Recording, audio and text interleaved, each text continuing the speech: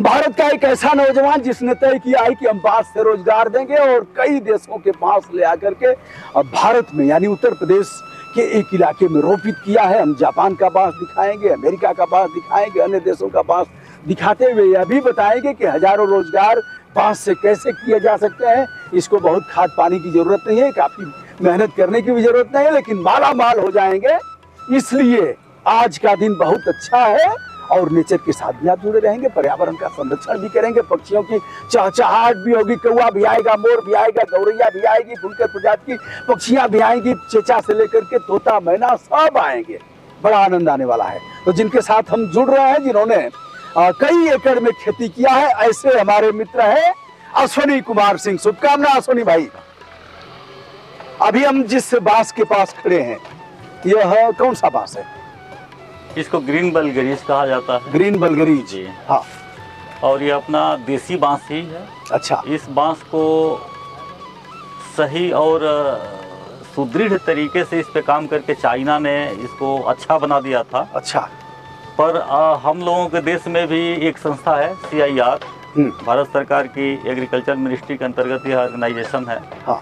इसका research centre Dehradun में है और देहरादून ने अद्वितीय कार्य किया है इस बांस के ऊपर। और जो अभी पौधा आप देख रहे हैं, यह पौधा मूल पौधा देहरादून के उस CIR की संस्थान से आया हुआ पौधा है। अश्वनी भाई, हम लोग खड़े कहाँ हैं इस समय? यह और कितने एकड़ में? आइए बढ़ते रहते हैं थोड़ा। कहाँ हैं इस समय हम? इस समय हम लोग उत्तर प्रदेश का एक ऐतिहासिक डिस्ट्रिक्ट है जो कि सीता जी के नाम पे पड़ा हुआ डिस्ट्रिक्ट है, सीतापुर। हाँ। और वहाँ की एक धर्म स्थली है नैमिषारण्य, जिसको कहा जाता है सनातन धर्म के लिए मोक्ष की स्थली है। कहा जाता है कि जब तक चार धाम की यात्रा पर जाने वाला व्यक्ति अंत में आके चक्र तीर्थ नाम का एक स्थान है, वहाँ स्नान नहीं करता, तब तक उसको चार धाम की यात्रा का फल नहीं मिलता है। तो उस चक्र तीर्थ से हम कितनी दूरी पर हैं? उस चक्र तीर्थ से हम लोग 1.25 किलोमीटर की डिस्टेंस पे मात्र पुराने लखनऊ मार्ग पे इस समय है। वाह। आइए भाई साहब, अश्वनी भाई साहब के साथ बात करते हुए, और तमाम बांस की खेती आप देख रहे हैं। भाई साहब, कितने एकड़ में खेती है यह? वर्तमान में करीब 12 एकड़ तक की खेती हो चुकी है। हाँ। पौधे रोपित हो चुके हैं। हाँ। बाकी इस फॉरेस्ट्री को लगभग 200 एकड़ तक लेकर जाने का लक्ष्य है अगले 1 वर्ष के अंदर। अच्छा। वाह वाह। आज आप आए हुए हैं जी भाई बाबा, आज की डेट में 2100 पौधे प्लांट किए जा रहे हैं और वो भी मैं आपको दिखाऊंगा। उत्सुकता हमारी बढ़ रही है देसी के बाद विदेशी की।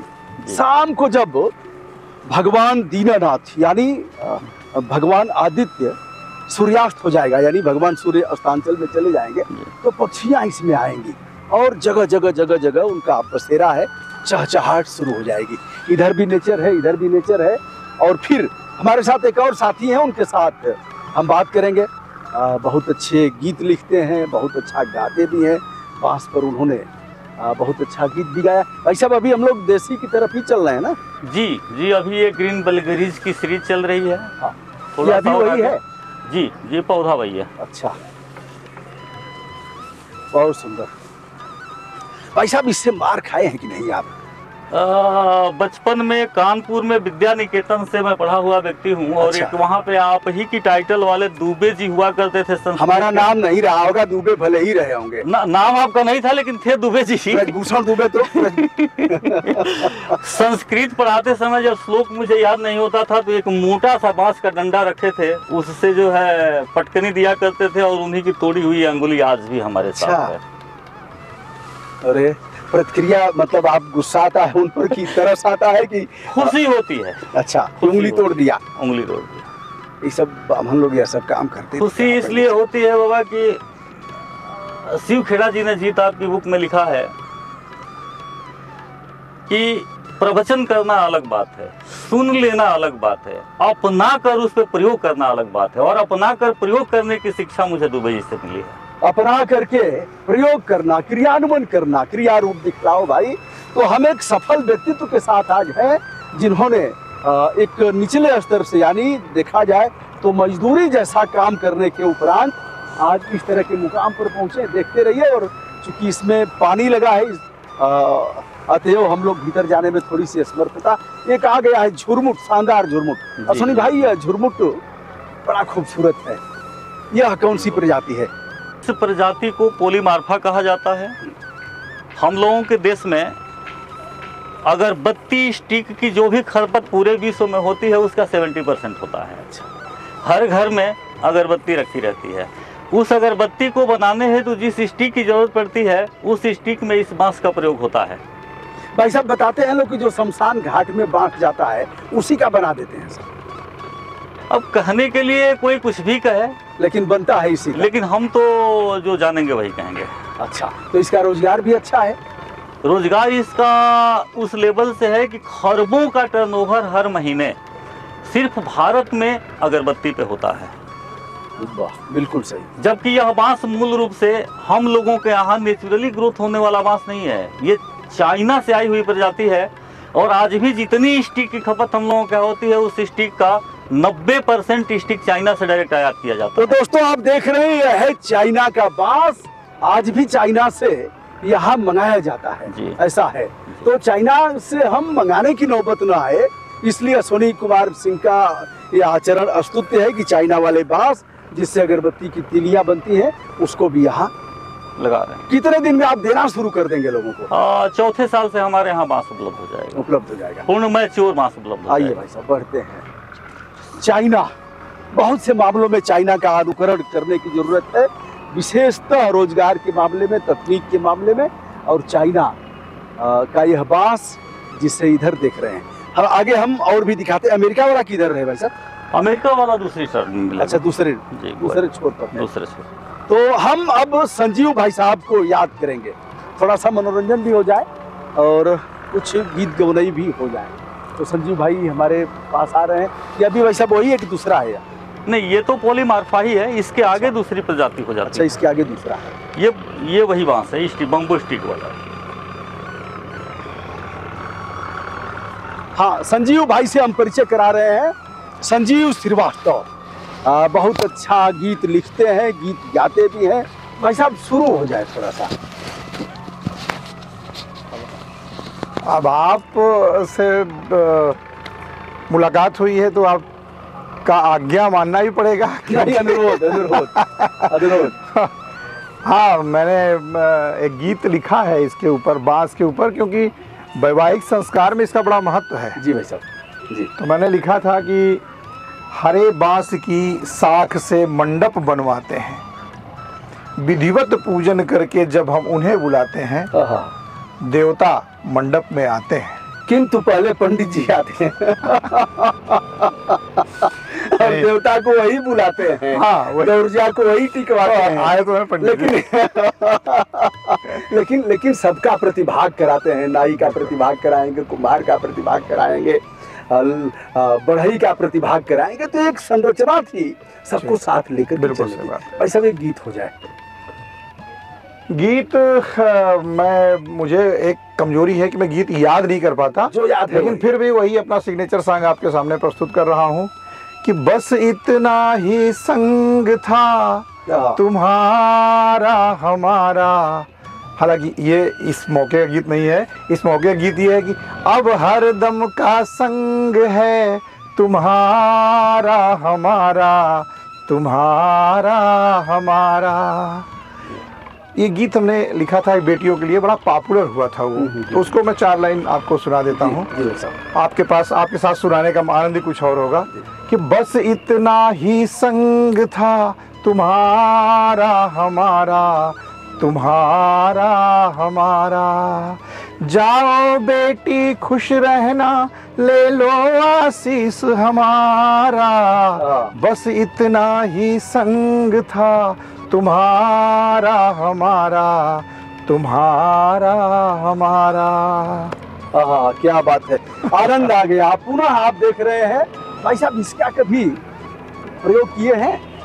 हाँ, ये करेल, हमारे गांव में इसको करेल बोला जाता है। हाँ।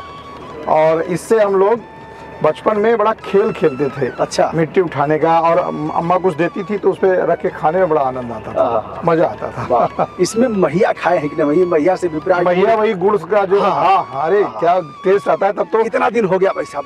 हो गया करीब, मुझे लगता है 30-40 साल तो हो ही गया। अरे बाप रे। मैं 12-13 साल का था उस समय। मैं तो इसका आनंद लेता रहता हूँ। और जिसे आप देख रहे हैं, क्या प्रकृति की लीला है, बड़ा शानदार प्रस्तुतिकरण है। और यह बांस, यह भी भाई साहब, यह भी उसी में आता है, मतलब ये किस प्रजाति में आते हैं बांस? ये बालकुआ है। बालकुआ है। आगे बढ़ते हैं। पीछे एक प्रजाति थी, हाँ, जिसको हम लोगों ने मिस कर दिया। आइए। और यह इकोनॉमिकली, औद्योगिक रूप से सबसे महत्वपूर्ण बम्बू है ये। अच्छा, ये वाला जी, ये वाला बांस, ये बांस। अच्छा, इसका क्या नाम है? न्यूटन। न्यूटन जी, उस वैज्ञानिक के नाम पर जी। जिस तरीके से एक ऑलराउंडर प्लेयर की जगह क्रिकेट टीम में होती है कि वो हर कार्य कर लेता है, हर उपयोगिता का साबित होता है, वैसे ही यह बम्बू हर बम्बू की विकल्प के रूप में एक बार के लिए प्रयोग होता है। अच्छा, ये मल्टी रोल बम्बू। कितने दिन में तैयार हो जाता है? 3 साल के बाद, चौथे साल से ये भी बम्बू पंचोर मिलता है। कटिंग शुरू हो जी जी जी। कटिंग तो अभी से इसकी स्टार्ट है, क्योंकि अब से जो कटिंग हो रही है, इससे पौधे बन रहे हैं। अच्छा, लेकिन इसकी कोई उपयोगिता अभी नहीं है? अभी उपयोगिता इस रूप में नहीं है, लेकिन इसी से अगर पौधे बना दिए जाते हैं तो ये पौधे आगे उपयोग में आ जाते हैं। क्या इससे पौधे बनाए जा सकते हैं? जी बिल्कुल बनते हैं, हमारे यहाँ बन रहे हैं, हम आपको दिखाएंगे। यह पौधा देश का ही है। अच्छा। हम लोगों के यहाँ गांव देहात में कटंगा प्रजाति मिलती है, जिसमें कांटे निकलते हैं। उसकी अगली पीढ़ी इसको मान लीजिए। इसको बालकुआ कहा जाता है। सॉलिड बांस होता है, बहुत मजबूत बांस होता है। और यह पौधा भी CIR ने दिया है हमें। अच्छा, देहरादून? देहरादून से आया है। वाह। उनके पास है क्या पर्याप्त? नहीं, एक्चुअली सीमित उनका है कार्य, और सीमित लेवल पे पौधे वो लोग तैयार भी करते हैं, लेकिन वहाँ से जो पौधे निकलते हैं वो प्रूव्ड किसानों को ही दिया जाता है कि हमारा पौधा जाए अलग अलग प्रकार की क्लाइमेट में और मिट्टी पे, तो हमारे तैयार किए हुए पौधे किस तरीके से वहाँ पे ग्रो हो रहे हैं, तो एक तरीके से जोड़ते हैं वो लोग अपने साथ किसानों को। अच्छा भाई साहब, यह तो बलुई दोमट है? जी, बलुई दोमट मिट्टी तो है। क्या बांस इसी पर ज्यादा नहीं, ऐसा कुछ भी नहीं है। बांस एक ऐसा पौधा है कि यह कहीं भी हो जाता है। आपको बांस राजस्थान में भी मिलेगा, कच्छ में भी मिलेगा, MP में भी मिलेगा, उत्तराखंड की पहाड़ियों में भी मिलेगा, तराई में भी मिलेगा। अच्छा। और जहाँ अत्याधिक वर्षा होती है, मतलब असम जैसी जगह, वहाँ पे भी मिलेगा। कटान भी रोकेगा? कटान भी रोकता है। हम लोगों के देश का बांस उत्पादन के लिए आज की डेट में सबसे बड़ा हब असम ही है, जहाँ पे सबसे ज्यादा बारिश होती है। तो राजस्थान जैसे सूखे इलाके में भी बांस आपको मिल जाएगा। जापान का पौधा अभी कहा था कि जापान का भी पौधा लगा हुआ है। ऐसे देखा जाए पौधे के इतिहास, बांस के इतिहास के हिसाब से, तो जापान की मूल प्रजाति कोई है नहीं बम्बू की, है गुडवानालैंड की, जो अपने देश में हुआ करता था। लेकिन यहाँ से महात्मा बुद्ध का जुड़ाव बांस से बहुत बड़ा था। अच्छा। और इनके द्वारा बांस जहाँ जिन जिन देशों में ये गए धर्म का प्रचार करने, वहाँ अपने यहाँ के बम्बू की स्पीसीज का प्रचार किया, इन्होंने लेकर के गए। तो जिस देश का जैसा क्लाइमेट, नेचर, मिट्टी की बनावट रही, यही बांस वहाँ के हिसाब से स्वयं को बदल दिया। अच्छा। और बदला तो एक बांस जापान में हुआ, जिसको बुद्धा बांस के नाम से जाना जाता है। बड़े बड़े होटल और रिसोर्टों में आप जाते होंगे तो देखे होंगे कि लोटे की तरह से बांस की बनावट है, उसको बुद्धा बांस कहते हैं, और वही जापान का बांस है। अच्छा। और उस बांस का पौधा यहाँ पे है। अभी ये छोटा पौधा है, फिर भी आपको दिख जाएगा। इस पे थोड़ा सा कैमरे को फोकस करेंगे तो पाएंगे कि अभी से बीच में लोटे का शक्ल ये बांस लेना चालू कर दिया है। और जब ये पौधा बड़ा होगा तो खूबसूरत शेप अपने आप में ले लेता है। ये शुभ और खूबसूरती का प्रतीक पौधा है ये, और भगवान बुद्ध से जुड़ा हुआ है।